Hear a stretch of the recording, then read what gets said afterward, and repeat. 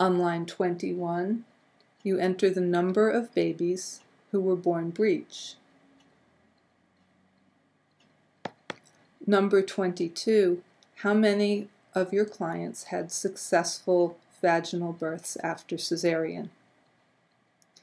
In line 23, you enter twins where both of them were born out of the hospital, and line 24 is any multiples greater than twins who were all born out of the hospital.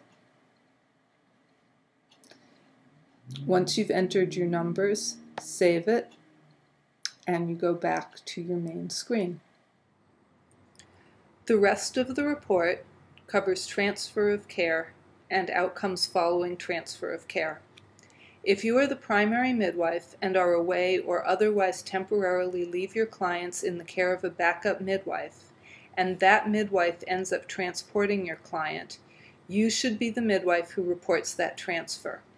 This is different from every other place we report. The reason for that is the licensed midwife annual report is concerned only with total numbers, not care given by individual midwives. No one will be lost to follow-up or get reported on multiple times when only the primary midwife is reporting on that client. This does not apply to transfer of care. It only applies to temporary coverage situations.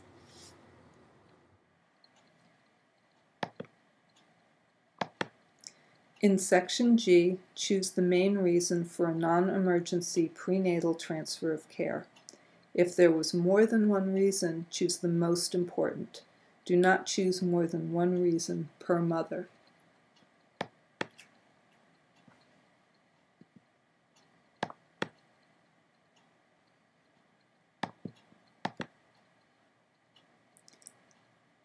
In this section, choose the main reason for an emergency prenatal transfer. Again, choose only one item per mother. If you are transporting because you suspect fetal demise, the transfer of care for diagnosis is done on an emergency basis, even though subsequent care decisions are elective.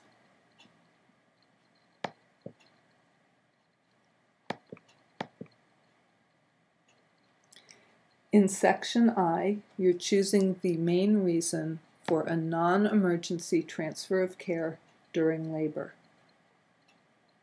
Remember, you're only choosing the major reason for each client's transfer.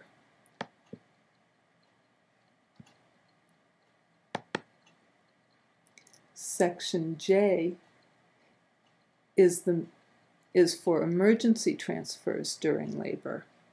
And again, you only want to choose one reason per client. For the purpose of this report, postpartum for the mother means from the moment of birth until 6 weeks following the birth of the baby, and for the baby means the first 6 weeks of life.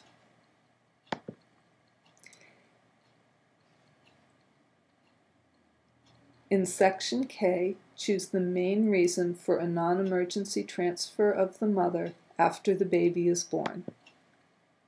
Do not choose more than one item per mother.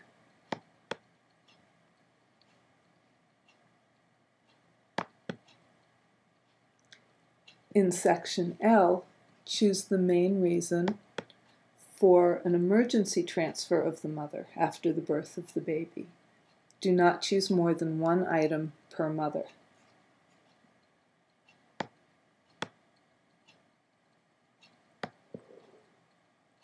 For Section M, choose the main reason for a non-emergency transfer of the baby.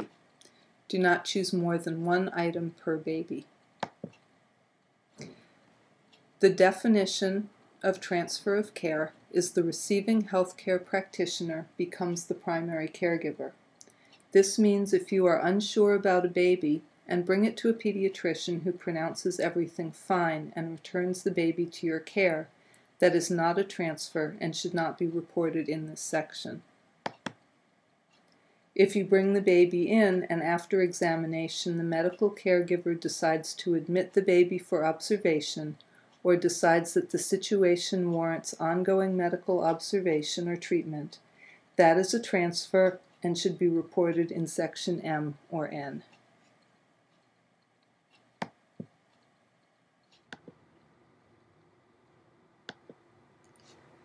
For section N, report the main reason for an emergency transfer of the baby. Do not choose more than one item per baby. Section O reports birth outcomes after transfer of care. This section is only for reporting outcomes of transfers during labor or postpartum.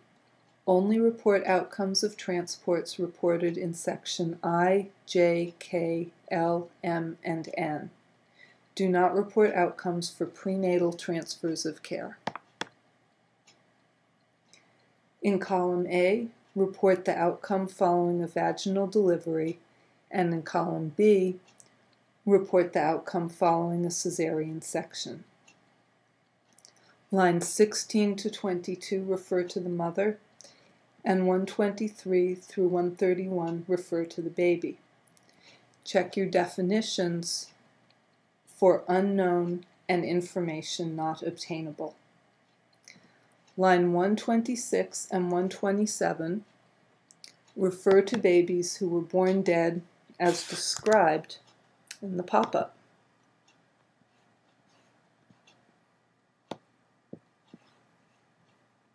Line 128 refers only to infants who were born alive and then died later. The pop-up definition relating to fetal demise does not apply to this line. Section P records complications resulting in the death of a mother or live-born baby.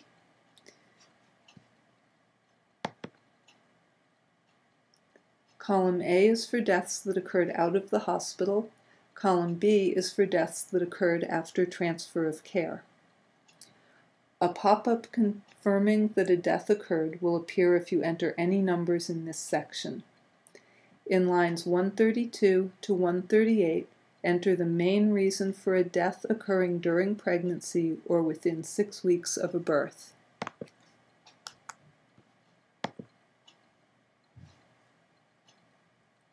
If you don't have a dead mother, do not enter any numbers in line 132 to 138.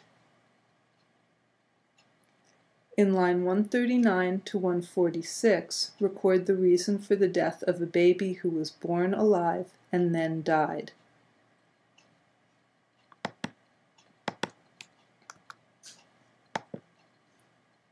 Do not enter anything in section P unless you had a baby who was born alive and then died in the first 6 weeks of life. Do not include fetal demises or stillbirths in this section.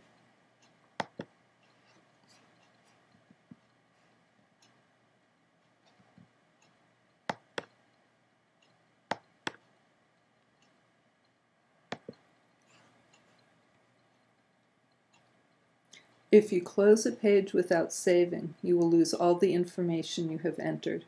You can always go back and re-enter information in any section.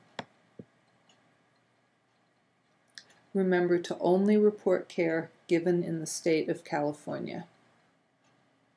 The feedback area provides a space to explain answers such as other or unknown for each section.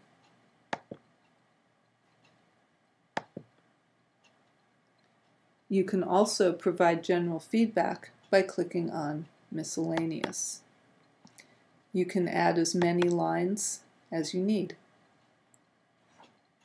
Once you've completed and checked your report for errors, you can click the Final Submission to OSHPD button.